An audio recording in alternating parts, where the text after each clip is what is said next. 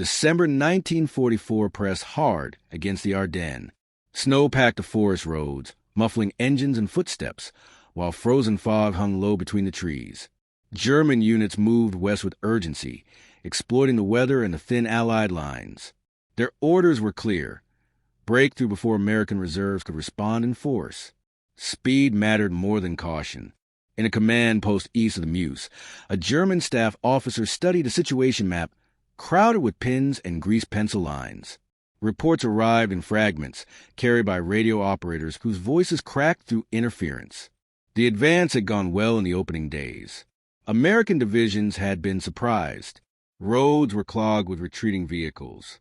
Fuel dumps had fallen intact. The assumptions made weeks earlier appeared to be holding. The officer traced a finger along the projected axis of advance. The Ardennes had been chosen precisely because the Allies believed it unsuitable for a major offensive. Poor roads, dense forest, winter weather. The enemy would need time to react, and time was the one resource the German plan demanded. A junior officer entered with a dispatch, removed his gloves, and placed a paper on the table. It referenced American movements south of the penetration. The wording was cautious, the tone uncertain. Armored columns were reported turning north instead of continuing east. The routes mentioned did not match earlier estimates. The staff officer read the lines twice. He asked where the information came from. The answer was incomplete. Intercepted radio traffic, local reconnaissance. A Belgian civilian report passed through a Feldgendarmerie unit. None of it was conclusive on its own. He folded the paper and set aside. Probably reserves shifting to block the corridor, he said. They will be slow in this weather. Another report followed within the hour. Then another. The pattern was the same. American armor moving with speed that contradicted the assumptions built into the plan. Not drifting into position, but driving with purpose. The officer turned back to the map. He knew the American order of battle well enough. Only one commander was known for such aggressive movement under pressure, especially in winter. He had dismissed the possibility earlier. The Southern American Army had been oriented east. Its logistics stretched, its formations engaged elsewhere. A rapid pivot north would require discipline, fuel, and a commander willing to take risks without waiting for perfect conditions. A liaison officer spoke carefully. If it is him, sir, then Baston will not remain isolated. The name did not need to be spoken. It carried weight on its own. The staff officer requested confirmation from higher headquarters. The reply came late in the afternoon. There was no confirmation, only a warning to maintain momentum and avoid overreacting to unverified intelligence. The offensive depended on confidence. Doubt was contagious. Outside, artillery rumbled in the distance. Inside, the command post smelled of damp wool and cigarette smoke. The officer watched the staff continue their work, issuing orders, updating timetables, calculating fuel consumption down to the liter. The plan still looked viable on paper. By evening, intercepted American transmissions became clearer. Units previously identified as part of the Third Army were mentioned in connection with road junctions south of Baston. The speed of the movement was no longer theoretical. It was measurable. The officer removed his cap and rubbed his forehead. The offensive had assumed that American command would be slow, bound by procedure, unwilling to strip one sector to save another. The Ardennes operation was built on that belief. Now the reports suggested otherwise. He called for the intelligence officer and asked for a reassessment. The answer came carefully worded. If Third Army elements are indeed moving north at this pace, they will reach contact sooner than planned. How much sooner? The intelligence officer hesitated. Days. Possibly less. Silence settled over the table. Days mattered. Every bridge, every fuel truck, every infantry battalion had been scheduled with precision. The margin for error was thin. The staff officer looked again at the map, at the narrow roads threading through snow-covered forest.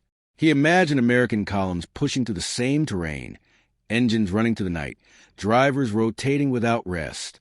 He knew the reputation of the man who could order such a move and make it happen. They didn't calculate this, he said quietly, more to himself than to the room. No one contradicted him. Orders were adjusted that night, subtly at first. Reconnaissance units were pushed farther south. Anti-tank guns were repositioned along likely approach routes. Requests for fuel priority were sent forward, marked urgent. Each change acknowledged the same unspoken concern. As midnight approached, another report arrived confirming American contact with forward German elements south of Baston. The timing aligned with the worst estimates. The staff officer stood, straightened his coat, and prepared to brief his superior. The offensive was still alive, but the balance had shifted. The Ardennes was no longer only a gamble against weather and terrain. It had become a race against a commander who refused to stay where he was expected. The night deepened, and with it came the certainty that the battle unfolding was no longer following the script written weeks before. The consequences of that realization were only beginning to take shape. The briefing took place before dawn. Maps were unrolled again, but the confidence that had accompanied them days earlier was gone. The German commander listened without interruption as the staff officer outlined the new reports. American armored elements were now confirmed moving north in force. Roadblocks had been brushed aside. German screening units reported contact and disengagements that suggested deliberate probing, not confusion. Orders came back measured, almost restrained. Hold the timetable. Maintain pressure on Baston. Do not divert strength unnecessarily. The offensive still depended on breaking through to the Meuse before Allied coordination solidified. Acknowledging the threat did not mean conceding initiative, yet on the ground, the situation shifted hour by hour. German infantry units advancing west found their flanks increasingly uneasy. Snow that had slowed Allied air power now concealed American movement. Forest roads echoed at night with engines that did not match German patterns. Reports from company commanders carried a new tone, not panic, but alertness sharpened by uncertainty. South of Baston, a German battalion commander halted his column after dawn when scattered fire erupted from tree lines that had been empty the day before. The engagement was brief and inconclusive, but the prisoners taken afterward wore unit insignia that should not have been there yet. Word traveled upward quickly. At Corps headquarters, the staff officer updated the situation map with red grease pencil, marking contact points that crept closer to Baston from the south. The lines began to converge in ways the original plan had not anticipated.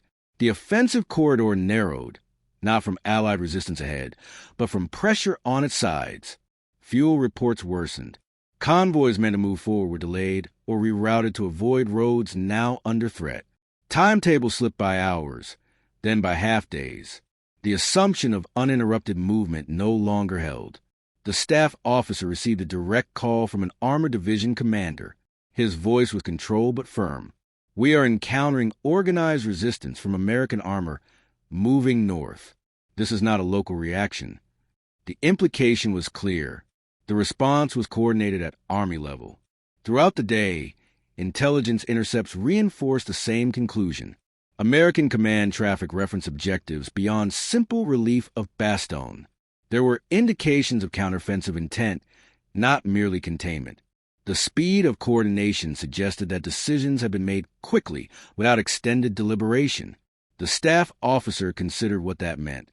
An American Army commander had not waited for written orders or ideal conditions. He had turned his formations in winter on short notice and driven them into the Ardennes with the expectation of immediate combat. By late afternoon, artillery fire intensified along the southern approaches. German units were forced to commit reserves earlier than planned.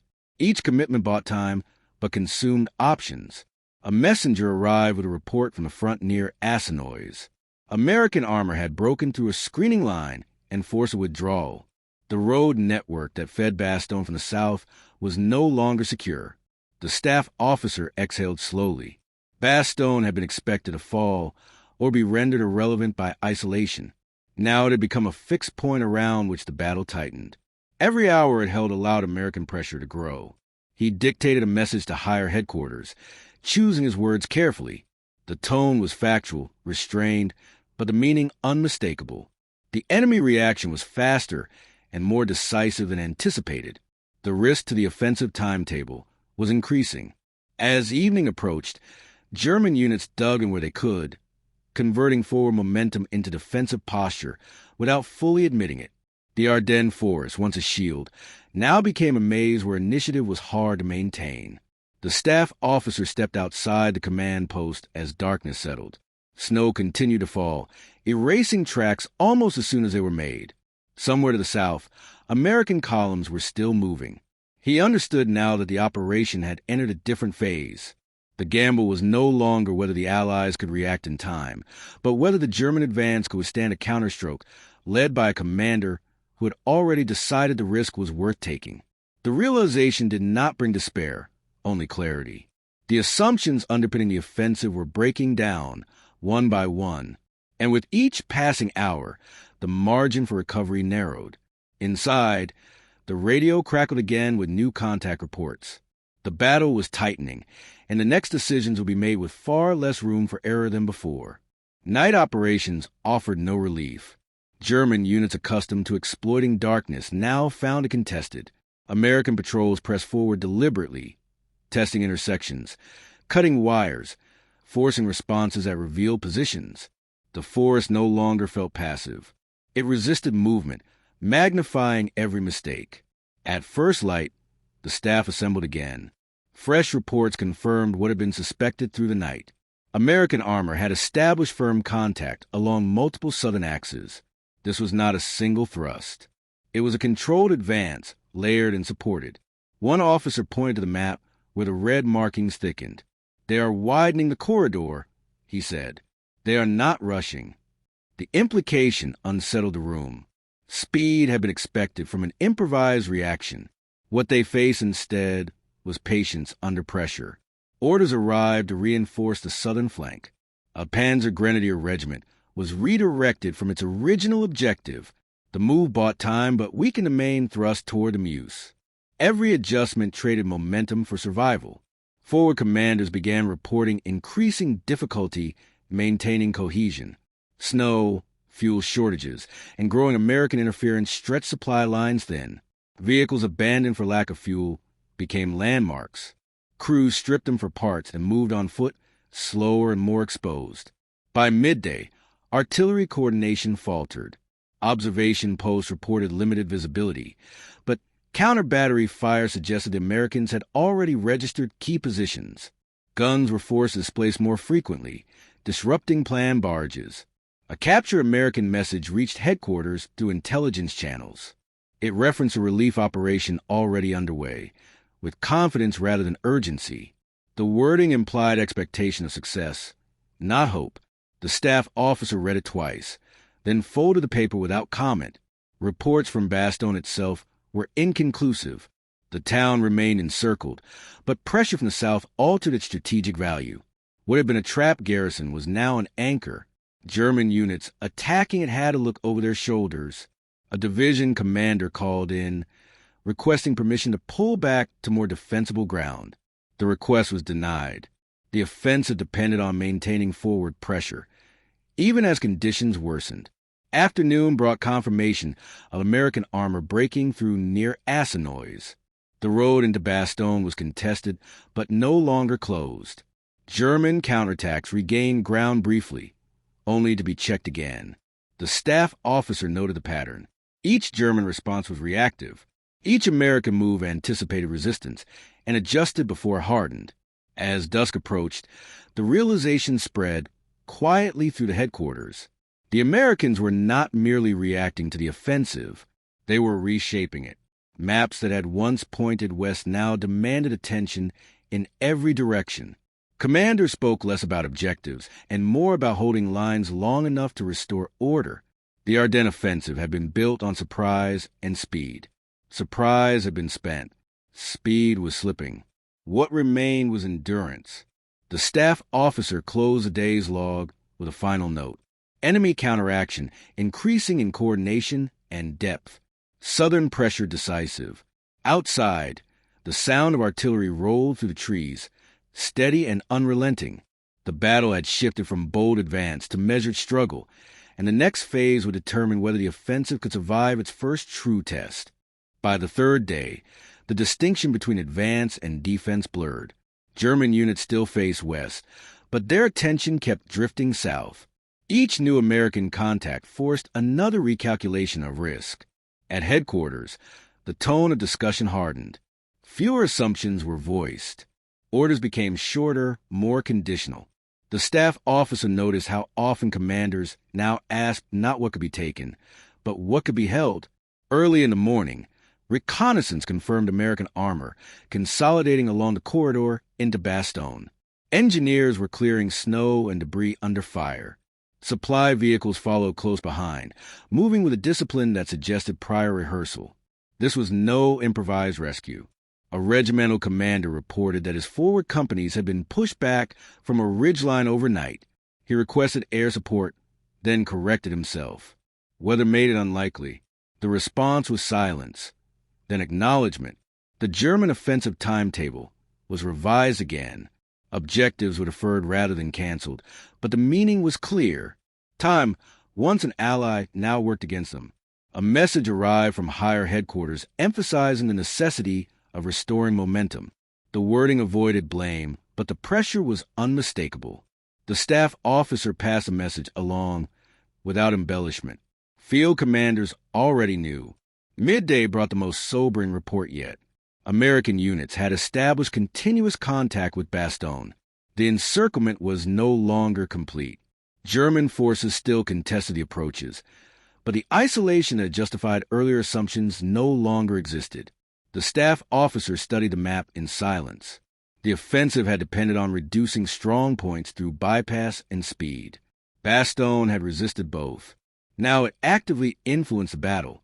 A subordinate officer spoke quietly. They turned south faster than expected. No one disagreed. The realization settled in stages.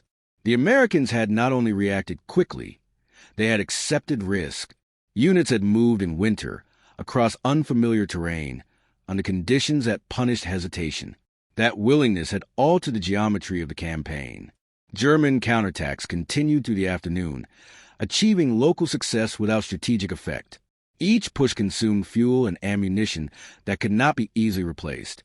American units absorbed the blows, then resumed pressure elsewhere. By evening, reports of exhausted infantry became common. Marches extended beyond planned limits. Casualties mounted not only from combat, but from exposure and fatigue. The staff officer drafted another situation summary. The language grew increasingly cautious. Enemy initiative expanding. Friendly forces increasingly constrained. As night fell, the forest again filled with movement. American columns pressed forward steadily, headlights shielded, engines muffled. German patrols encountered resistance where none had been the day before. Inside the command post, a junior officer remarked that the enemy seemed everywhere at once. The staff officer corrected him gently. They are where they decided to be. That distinction mattered. The offensive had been designed to impose chaos on the Allies. Now, chaos crept inward. Decisions were still being made, but under shrinking margins and rising cost. When the staff officer finally stepped away from the map, he understood that the battle's outcome would not hinge on a single dramatic moment. It would be decided by accumulation of pressure, of lost options, of choices made too late. And at the center of it all stood the fact they could no longer ignore. An American commander had turned his army in winter and driven it north without waiting for permission from circumstance. The Ardennes no longer belonged to surprise alone. It belonged to whoever could adapt faster. The next day would test whether adaptation was still possible. The following morning confirmed what the previous days had implied. German formation still advanced in places, but the coherence that had driven the opening phase of the offensive was gone. Each unit now fought its own battle, shaped less by plan than by immediate survival. At headquarters, radio traffic increased, but clarity did not. Reports overlapped, contradicted, and arrived late. Some spoke of ground held against American pressure. Others described withdrawals disguised as adjustments. The staff officer marked positions with pencil instead of ink, knowing they might not last the hour. American activity south of Baston intensified. Artillery fire grew more precise. Roads, once considered secondary, became active axes of movement. German units attempting to redeploy found those routes contested before they could be secured. The enemy was not reacting to German moves. German moves were now responses. A divisional commander reported that his flanks could no longer be reliably screened. Patrols sent out at dawn returned at dusk with fewer men. Prisoners taken spoke calmly, as if their task had already been accomplished. Their confidence unsettled seasoned officers more than any display of force. The staff officer recalled the early assumptions made before the offensive began, that the Allies would require time to regroup, that winter would slow decision-making, that American command favored caution when conditions deteriorated. Each assumption had shaped the plan. Each was now invalid. Midday brought confirmation that American supply lines into Baston were functioning under fire. Engineers worked openly, accepting losses to keep traffic moving. Infantry units rotated forward without waiting for full rest. The effort was costly, but it held. German attempts to sever the corridor grew increasingly desperate. Counterattacks were launched with limited coordination, achieving brief gains before being forced back. Artillery ammunition ran low. Fuel shortages became critical. Tanks were held in reserve not for opportunity, but because they could not be moved. In the afternoon briefing, the staff officer spoke plainly. The offensive could continue, but only by sacrificing its original objectives. Alternatively, forces could be stabilized to prevent collapse. The choice was no longer between victory and failure, but between different forms of loss. No one argued. Orders from higher headquarters arrived later that day, measured and restrained. Emphasis shifted toward holding ground, preserving combat power, preventing encirclement. The language avoided the word retreat, but its intent was unmistakable. As evening fell, the forest quieted in some sectors and erupted in others. The sound of American artillery rolled steadily, methodical rather than frantic. German guns answered when they could. The staff officer stepped outside once more, watching snowfall on the churned ground. Tracks overlapped in every direction, impossible to distinguish. He thought of the moment, days earlier, when the first report had arrived hinting at American armor moving north. It had seemed improbable then. Now it defined the battle. They had calculated terrain. They had calculated weather. They had calculated enemy caution. They had not calculated resolve combined with speed.